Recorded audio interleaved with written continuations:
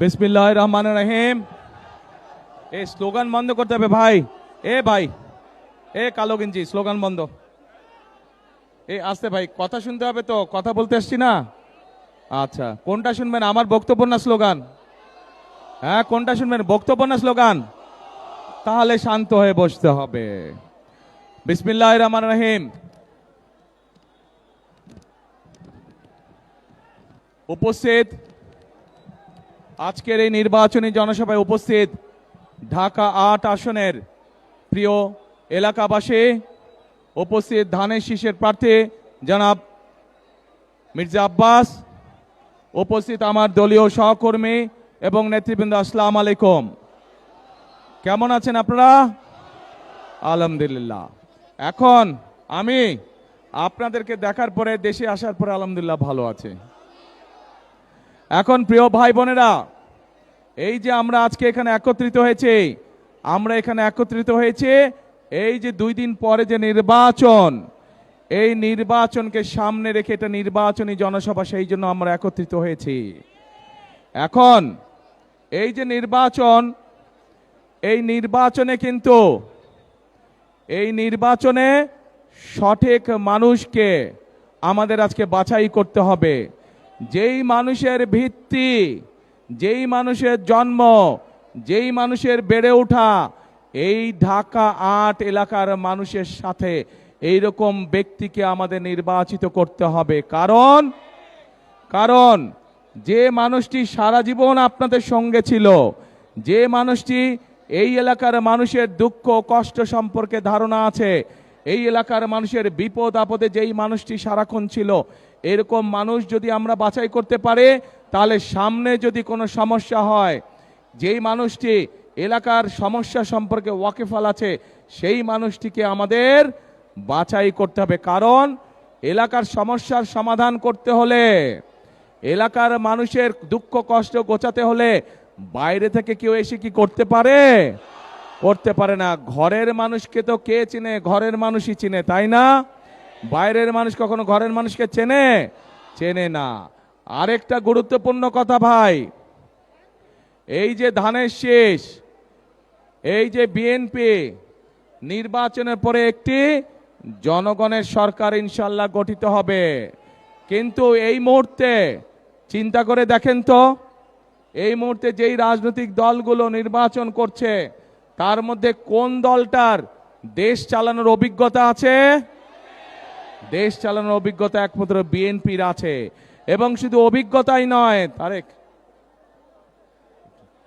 শুধু অভিজ্ঞতাই নয়, একই সাথে বিএনপির দেশ এবং দেশের মানুষকে নিয়ে সঠিক কর্ম পরিকল্পনা আছে।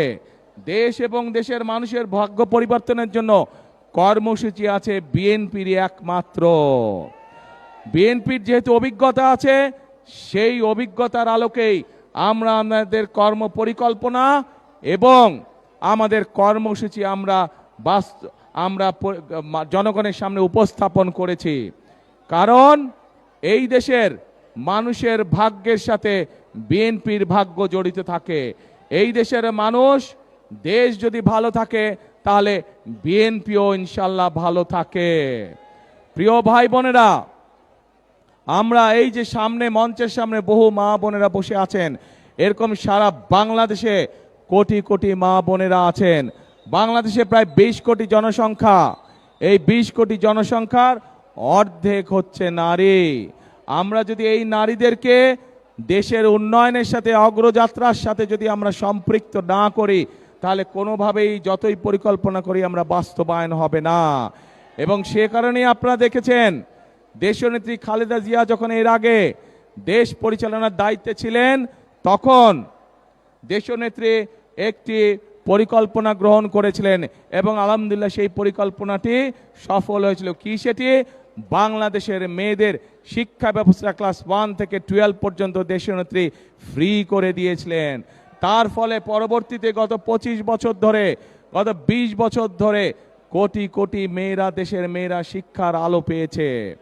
এখন প্রিয় ভাই বোনেরা, আগামী বিএনপি সরকার, আগামী ধানের শীষের সরকার এই মেয়েদেরকে, যারা এখন মা হয়ে গিয়েছে, যারা এখন গৃহিণী হয়েছে, খেটে খাওয়া মানুষ যারা আছে সমগ্র বাংলাদেশে গ্রামগঞ্জ শহরে, এই মায়েদেরকে, এই গৃহিণীদেরকে স্বাবলম্বী করার জন্য আমরা ফ্যামিলি কার্ড পৌঁছে দিতে চাই সবার কাছে। এই ফ্যামিলি কার্ডের মাধ্যমে আমরা আমাদের মায়েদের কাছে, গৃহিণীদের কাছে আমরা প্রতি মাসে সরকারের পক্ষ থেকে একটি সহায়তা পৌঁছে দিব এবং আমরা বিশ্বাস করি এই সহায়তা আস্তে আস্তে প্রত্যেকটি পরিবারকে, সেটি গ্রামে হোক, দুস্থ পরিবার হোক, সেটি শহরে হোক, যাদের এইটা প্রয়োজন, আস্তে আস্তে এই সহযোগিতার ফলে পরিবারগুলি ধীরে ধীরে স্বাবলম্বী হয়ে উঠবে এবং একটি একটি করে সকল পরিবার স্বাবলম্বী হলে পর্যায়ক্রমিকভাবে বাংলাদেশ স্বাবলম্বী হয়ে উঠবে। প্রিয় ভাই বোনেরা, এখানে আজকে আমাদের ধানের শীষের প্রার্থী, আপনাদের এই এলাকার সন্তান জনাব আব্বাস সাহেব একটু আগে বলেছেন এলাকার তরুণদের, এলাকার যুবকদের কর্মসংস্থানের সমস্যা আছে, কর্মসংস্থানের সমস্যা আছে। এই সমস্যা শুধু ঢাকা ৮ নয়, এই সমস্যা শুধু ঢাকা মহানগরী নয়, সমগ্র বাংলাদেশে এই সমস্যা। এবং এর জন্য আপনাদের প্রিয় দল বিএনপি কর্মসূচি এবং পরিকল্পনা গ্রহণ করেছে। আমরা বাংলাদেশে আগামী ৫ বছর ইনশাআল্লাহ ১ কোটি কর্মসংস্থানের সুযোগ সৃষ্টি করব। ১ কোটি কর্মসংস্থান।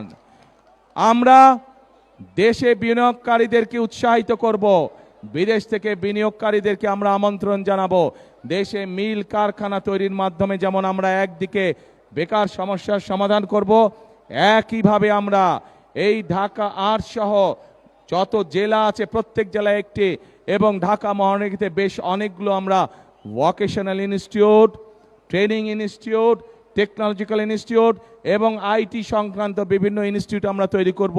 সেখানে আমাদের তরুণ সমাজের ছেলে হোক মেয়ে হোক তাদেরকে আমরা দক্ষ নাগরিক হিসাবে ধীরে ধীরে গড়ে তুলব, যার ফলে তারা দেশেই হোক নিজেদের কর্মসংস্থান তৈরি করে নিবে পারবে, দেশেই হোক তারা নিজেদের বিনিয়োগের মাধ্যমে, ছোট ছোট বিনিয়োগের মাধ্যমে তারা নিজেদের কর্মসংস্থানের ব্যবস্থা করতে সক্ষম হবে। একই সাথে তারা বিদেশেও যেতে পারবে। যারা বিদেশে যাবে, আমরা দেখেছি আমাদের প্রায় ১.৫ কোটি প্রবাসী বিদেশে আছেন। এর মধ্যে অনেক মানুষ বিদেশ যাবার আগে অর্থ সংকটের জন্য তারা নিজেদের বাপ দাদার জমি বিক্রি করতে হয়। কিন্তু আমরা সিদ্ধান্ত গ্রহণ করেছি ইনশাল্লাহ আগামীতে যারা এই দক্ষ মানুষ যারা বিদেশে যাবে, আমাদের তরুণরা যুবকরা যারা বিদেশে যাবে, যারা অর্থ সংকটের কারণে যেতে পারছে না, তাদেরকে আমরা জমি বিক্রি করতে দেব না বাপ দাদার। তাদেরকে আমরা সরকারের পক্ষ থেকে ক্ষুদ্র ঋণের ব্যবস্থা করে দেব, যেই টাকা সে ধীরে ধীরে ওখানে কর্মসংস্থান করে শোধ করবে। কিন্তু আমরা বাপ দাদার জমি যাতে বিক্রি করতে না, আমরা সেই ব্যবস্থা গ্রহণ করেছি। প্রিয় ভাই বোনেরা, এখানে আপনারা যারা উপস্থিত আছেন, বহু মানুষ আছেন, তাদের পরিবার আত্মীয় স্বজন অনেকেই গ্রামে বাস করে না? অনেকেই আছেন যারা পরোক্ষ বা প্রত্যক্ষভাবে কৃষি কার্যের সাথে জড়িত। বাংলাদেশের সবচেয়ে বড় পেশা হচ্ছে কৃষি। বহু কৃষক ভাই, কৃষানী বোন আছেন যারা কৃষি কাজের সাথে জড়িত। আমরা সিদ্ধান্ত গ্রহণ করেছি আমরা এই কৃষক ভাইদেরকে, মা বোনদেরকে যেরকম স্বাবলম্বী করার জন্য আমরা ফ্যামিলি কার্ড দিব, এই কৃষক ভাইদেরকে আমরা কৃষি কার্ড দিতে চাই, যার মাধ্যমে আমরা তাদের কাছে সরকারের যে সহযোগিতা ডাইরেক্ট আমরা সেই সহযোগিতা তাদের কাছে পৌঁছতে চাই। শুধু তাই নয় প্রিয় ভাই বোনেরা, আপনাদের আত্মীয় স্বজন পরিবার পরিজন অনেকেই আছেন কৃষক বা কৃষি কাজের সাথে জড়িত। এর ভিতরে যাদের 10,000 টাকা পর্যন্ত কৃষি ঋণ আছে, সেই কৃষি ঋণ ইনশাল্লাহ সুদ সহ আগামী বিএনপি সরকার মওকুফ করবে সারা দেশে। প্রিয় ভাই বোনেরা, বাংলাদেশের মানুষের আর একটি বিরাট সমস্যা আছে, সেটি হচ্ছে স্বাস্থ্য সমস্যা।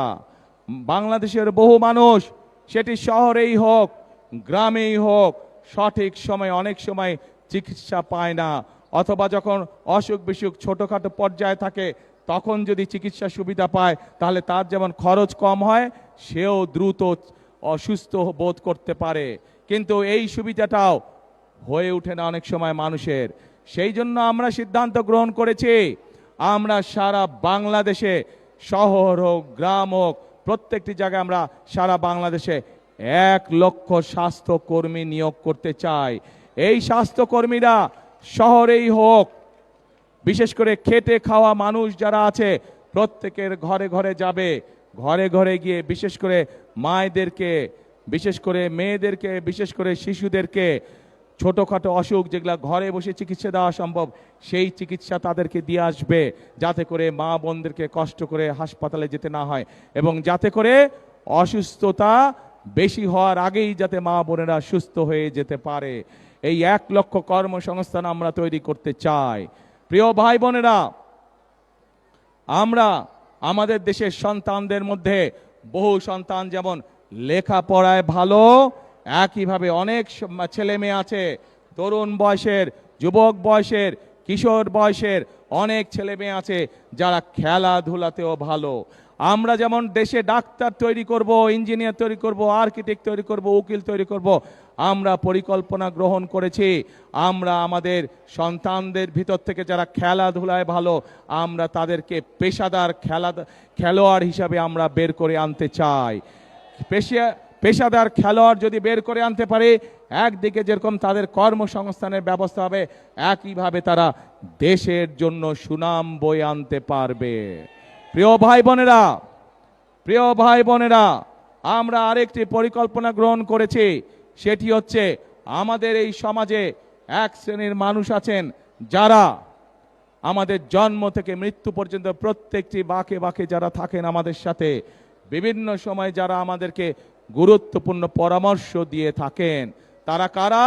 তারা আমাদের বিভিন্ন মসজিদ মাদ্রাসার ইমাম সাহেব, খতিব সাহেব, মুয়াজ্জিম সাহেবরা সহ অন্যান্য ধর্মগুরু যারা আছেন তারা। এই মানুষগুলাও কিন্তু সমাজের অন্যান্য মানুষের মতন, এই মানুষগুলোর অধিকাংশ মানুষ অত্যন্ত কষ্টে দিনাপাত করেন। আমরা সিদ্ধান্ত গ্রহণ করেছি 12 তারিখে ধানের শীষ জয়যুক্ত হলে 13 তারিখে ইনশাল্লাহ ধানের শীষ সরকার গঠন করলে এই মানুষগুলোকে আমরা সরকারের পক্ষ থেকে একটি সম্মানের ব্যবস্থা করব। এখন প্রিয় ভাই বোনেরা, আমি আমার বক্তব্যে সংক্ষেপে আপনাদের সামনে দেশ এবং জাতির জন্য অভিজ্ঞতার আলোকে বিএনপি, আপনাদের জনপ্রিয় দল বিএনপি কি পরিকল্পনা গ্রহণ করেছে সেগুলো আমি আপনাদের সামনে তুলে ধরলাম। প্রিয় ভাই বোনেরা, আমাদেরকে যদি এই পরিকল্পনাগুলো বাস্তবায়ন করতে হয় তার আগে আমাদেরকে দুটি কাজ অবশ্যই করতে হবে এবং আমরা আমাদের দলের মধ্যে সিদ্ধান্ত নিয়েছি যে ইনশাআল্লাহ আল্লাহর রহমতে আপনাদের ভোটের মাধ্যমে আল্লাহর রহমতে সরকার গঠনে আমরা সক্ষম হলে পরে সবচেয়ে প্রথম যেই কাজটি করব সেটি হচ্ছে এই ঢাকা ৮ সহ ঢাকা মহানগরী সহ সমগ্র বাংলাদেশে আমাদেরকে যে কোনো মূল্যে আইন শৃঙ্খলা কঠোর হস্তে নিয়ন্ত্রণ করতে চাই। আমরা এমন একটি দেশ গড়তে চাই, আমরা এমন একটি দেশ গড়তে চাই যেই দেশে আমার মা বোনেরা নিশ্চিন্তে নিরাপদে দিনের যে কোনো সময় রাস্তাঘাটে চলাচল করতে পারবেন নিরাপদে। আমরা এমন একটি দেশ ধীরে ধীরে তৈরি করতে চাই যেই দেশে ক্ষুদ্র ব্যবসায়ী হোক, মাঝারি ব্যবসায়ী হোক, যে কোনো পর্যায়ের ব্যবসায়ী হোক না কেন, যে কোনো মানুষ যে কোনো চাকরি জীবিকায় পেশাজীবী হোক না কেন, প্রত্যেকে যাতে নিশ্চিন্তে তাদের চাকরি বাকরি ব্যবসা বাণিজ্য করতে পারে নিরাপত্তার সাথে। আমরা এমন একটি দেশ গঠন করতে চাই যে দেশে মানুষ তার পরিবার পরিজন নিয়ে নিশ্চিন্তে তার ঘরে রাত্রে নিদ্রা যেতে পারে।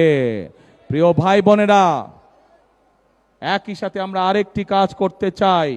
আমরা বিগত 16 বছর ধরে দেখেছি বাংলাদেশে বিভিন্ন জায়গায় মেগা প্রজেক্ট হয়েছে, কিন্তু এই মেগা প্রজেক্ট করে আমরা দেখছি যে দেশ থেকে প্রতি বছর $16 বিলিয়ন পাচার করে দেওয়া হয়েছে। অর্থাৎ এই মেগা প্রজেক্টের অন্তরালে মেগা দুর্নীতি হয়েছে। এই মেগা দুর্নীতি হয়েছে, কিছু হাতে গোনা কয়েকটি মানুষের ভাগ্যের পরিবর্তন হয়েছে, কিন্তু সাধারণ মানুষের ভাগ্যের কোনো পরিবর্তন হয় নাই। এবং সে কারণেই আমরা সিদ্ধান্ত গ্রহণ করেছি 2001 সালে খালেদা জিয়া যেভাবে কঠোর হস্তে দুর্নীতি দমন করে বাংলাদেশকে সেই দুর্নীতির তকমা থেকে বের করে নিয়ে এসেছিলেন, ঠিক একইভাবে দুর্নীতিকে আমরা কঠোর হস্তে, দুর্নীতির লাগাম আমরা ইনশাল্লাহ আগামী বিএনপি সরকার টেনে ধরবে। অর্থাৎ দুর্নীতি এবং আইন শৃঙ্খলা এটির সাথে কোনো কম্প্রোমাইজ নেই। যে দুর্নীতি করে সে দুর্নীতিবাজ, সে কোনো দলের নয়। যে আইন শৃঙ্খলা ভঙ্গ করে, মানুষকে কষ্ট দেয়, সে কোনো দলের হতে পারে না, সে অপরাধী। কাজে আইন এদের ক্ষেত্রে আইনের গতিতে চলবে। প্রিয় ভাই বোনেরা, বক্তব্যের শুরুতেই আপনাদেরকে বলেছি আমি, বিএনপি এই মুহূর্তে একমাত্র দল যাদের অভিজ্ঞতা রয়েছে দেশ পরিচালনা করার। দেশ স্বাধীনের পরে এই দেশের মানুষ দুর্ভিক্ষ দেখেছে, নাকে লক্ষ লক্ষ মানুষ মারা গিয়েছিল সেদিন। শহীদ রাষ্ট্রপতি জিয়া রহমান দেশ পরিচালনার সুযোগ পাওয়ার পর এই দেশ শুধু দুর্ভিক্ষ মুক্তই হয়নি, বরং এই দেশের খাদ্য উৎপাদন দ্বিগুণ হয়েছিল। শুধু খাদ্য উৎপাদন দ্বিগুণই হয় নাই, এই দেশ থেকে শহীদ রাষ্ট্রপতি জিয়া রহমান বিদেশে খাদ্য পর্যন্ত রফতানি করেছিলেন। প্রিয় ভাই বোনেরা, দেশনেত্রী বেগম খালেদা জিয়া দায়িত্ব পাবার পরে এই দেশে সংসদীয় গণতন্ত্র চালু করেছিলেন। শুধু তাই নয়, এই দেশ যেখানে বেকার সমস্যা ছিল, যেখানে শিল্পের সংকট ছিল, মানুষের কর্মসংস্থান ছিল না 90-এ স্বৈরাচারের পতনের পর, সেই খালেদা জিয়া সেই সময় এই দেশে কলকারখানা প্রতিষ্ঠিত করার মাধ্যমে সেই খালেদা জিয়া এই দেশকে এমার্জিং টাইগারে পরিণত করেছিলেন। এই ঘটনাগুলো থেকে প্রমাণিত হয় বিএনপি একমাত্র দল তারা জানে কিভাবে নারীদেরকে স্বাবলম্বী করতে হয়। বিএনপি একমাত্র দল তারা জানে কিভাবে দুর্নীতিকে কঠোর হস্তে দমন করতে হয়। বিএনপি একমাত্র দল তারা জানে কিভাবে আইন শৃঙ্খলা পরিস্থিতির নিয়ন্ত্রণ করতে হয়। বিএনপি একমাত্র জানে কিভাবে দেশে বেকার যুবকদের জন্য কর্মসংস্থানের ব্যবস্থা করতে হয়। প্রিয় ভাই বোনেরা, বক্তৃতার মঞ্চে অনেকেই অনেক বড় বড় কথা বলতে পারে, হাততালি পাওয়ার জন্য, হাততালি দেওয়ার জন্য। সুন্দর কথা বলা অনেক সহজ কাজ, দেশ চালানো এত সহজ কাজ নয়। দেশ চালাতে হলে দেশের মানুষের জন্য পরিকল্পনা দরকার। কোথায় তাদের পরিকল্পনা? শুধু বড় বড় কথা আছে।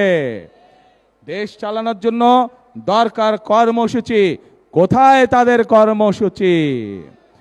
দেশ চালানোর জন্য অভিজ্ঞতার প্রয়োজন, তাদেরই তো বন্ধু বান্ধব। গত 1-1.5 বছর যাবৎ দেখেছি আমরা সরকারের অংশ ছিল, তাহলে আজকে এই দুর্গতি কেন মানুষের?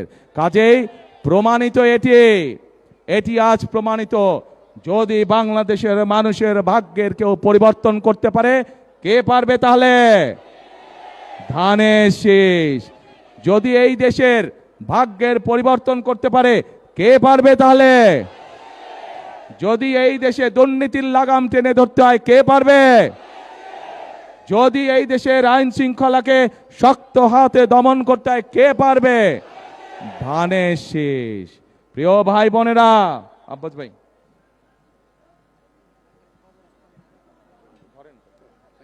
আজকে আমি এই এলাকার সন্তান, আপনাদেরই সন্তান। যে মানুষটির জন্ম এই এলাকায়, যে মানুষটির বেড়ে ওঠা এই এলাকায়, যে মানুষটি সকল সময় সকল পরিস্থিতিতে এলাকার মানুষের পাশে ছিলেন, সেই মানুষটি মির্জা আব্বাস সাহেবকে আমি আনুষ্ঠানিকভাবে আজ ধানের শীষ তুলে দিচ্ছি। প্রিয় ভাই বোনেরা, এই মানুষটি অতীতে সারা জীবন যেমন আপনাদের পাশে ছিলেন, 12 তারিখ পর্যন্ত তার পাশে আপনারা থাকবেন। 12 তারিখে আপনারা তাকে ইনশাল্লাহ জিতিয়ে নিয়ে আসবেন। 13 তারিখ থেকে এই মানুষটি সারা জীবন শেষ দিন পর্যন্ত আপনাদের পাশে থাকবে, এলাকার মানুষের পাশে থাকবে ইনশাল্লাহ। প্রিয় ভাই বোনেরা, এখানে আমাদের ধানের শীষের দাঁড়া ভাই, স্লোগান না স্লোগান, এই কালো গেঞ্জি বড় ডিস্টার্ব করে ভাই, আস্তে কথা শেষ করে আগে কথা শোনো। প্রিয় ভাই বোনেরা, এখানে ধানের শীষের প্রার্থী আব্বাস সাহেব কয়েকটি কথা বলেছেন, খেলার মাঠের কথা বলেছেন। আমরা এর মধ্যে পরিকল্পনা গ্রহণ করেছি এই ঢাকা সহ সারা ঢাকা মহানগরীতে অনেক জায়গায় আমাদের সন্তানদের জন্য খেলার মাঠ দরকার, মুরব্বীদের হাঁটাহাঁটি করার জন্য খোলা মাঠ দরকার, এলাকার মানুষের বুক ভরে শ্বাস নেওয়ার জন্য খোলা মাঠ দরকার। ইনশাল্লাহ আগামী 13 তারিখে বিএনপি সরকার গঠন করলে আমরা এই খেলার মাঠে তৈরির কাজে ইনশাল্লাহ হাত দিব। একই সাথে এই এলাকার আরেকটি সমস্যা আছে, জলাবদ্ধতা। আজ আপনাদের সামনে আমি পরিষ্কারভাবে বলে দিতে চাই, ঢাকা ৮ সহ ঢাকা মহানগরী সহ সকল পর্যায়ে যে জলাবদ্ধতা আছে সবচাইতে দ্রুততার সাথে ইনশাল্লাহ এই সমস্যার সমাধান আমরা করব ইনশাল্লাহ। এবং একটি গুরুত্বপূর্ণ এই এলাকার মানুষের দাবি একটি কবরস্থানের, ইনশাল্লাহ মানুষের যাতে এই সমস্যার সমাধান করা যায়। আব্বাস সাহেব নির্বাচিত হলে ওনার সাথে কথা বলে এলাকার মানুষের যেখানে সুবিধা হয়, যেভাবে সুবিধা ইনশাল্লাহ সেটিও আমরা পর্যায়ক্রমিকভাবে ইনশাল্লাহ বাস্তবায়ন করব। এখন প্রিয় ভাই বোনেরা, আমি তো আপনাদের সামনে আমার দলের পরিকল্পনার কথা তুলে ধরলাম। আমি তো আপনাদের সামনে আমার দলের প্রার্থী আব্বাস সাহেবের যে পরিকল্পনা, যে দাবি, সেইগুলাও আমরা কিভাবে বাস্তবায়ন করব তাও তুলে ধরলাম। ভাই মা বোনেরা, 12 তারিখে আপনাদের পরিকল্পনা কি? বোঝে না, শোনে না, জোরে কি পরিকল্পনা? ধানের শেষ। ইনশাআল্লাহ প্রিয় ভাই বোনেরা, এই ধানের শীষই হচ্ছে বাংলাদেশের স্বাধীনতা, সার্বভৌমত্ব এবং বাংলাদেশের মানুষের ভাগ্যের পরিবর্তনের প্রতীক। আসুন 12 তারিখের নির্বাচনে আমরা ধানের শীষকে নির্বাচিত করে ইনশাআল্লাহ, এবং আমরা 12 তারিখ থেকে দেশ পুনর্গঠনের কাজে হাত দেই। মানুষের ভাগ্যের পুনর্গঠনের রাজনীতি এবং কার্যক্রম ইনশাআল্লাহ আমরা শুরু করি। আছেন নাকি আমার সাথে? ইনশাআল্লাহ দেখা হবে আপনাদের সাথে আবার 12 তারিখের পরে। আল্লাহ হাফেজ। বাংলাদেশ জিন্দাবাদ, বাংলাদেশ জাতীয়তাবাদী দল জিন্দাবাদ। আসসালামু আলাইকুম।